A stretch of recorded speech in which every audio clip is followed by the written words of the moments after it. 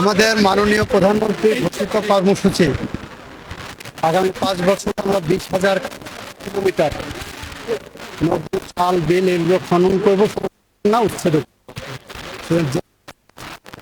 নদী, খাল, বিল, জমির অবৈধ দখলদার আছেন তারা কেউ থাকবেন না। আমরা বিএনপি জুলাই সনদকে শ্রদ্ধার সাথে নিয়ে জুলাই সনদের আলোকে আমরা পথ হেঁটে যাব। আমরা কোনো ইমোশনের জায়গায় নাই, আমরা ইমোশন এবং আইন দুইটাকে একসাথে নিয়ে আমরা এগিয়ে যাচ্ছি। জুলাই সনদে আপনারা যারা পড়েন তারা পড়ে দেখবেন ওখানে বলা আছে সংবিধান সংশোধন সাপেক্ষে এই সনদের শর্তাবলী কার্যকর হবে। আমরা সংবিধান সংশোধন সাংবিধানিকভাবে যে প্রক্রিয়া সেটাই আমরা যাবো, সেই পথেই যাবো।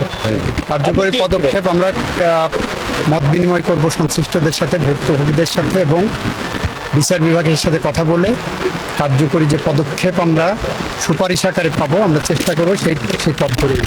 আপনারা আপনাদের স্ট্যাটিস্টিক্সটা মনে হয় সঠিক নাই, 2 শতাধিক নাই, অনেক কম আছে। তবে এ বিষয়ে আমাদের দৃষ্টিগোচর হয়েছে, আমরা পদক্ষেপ নিচ্ছি।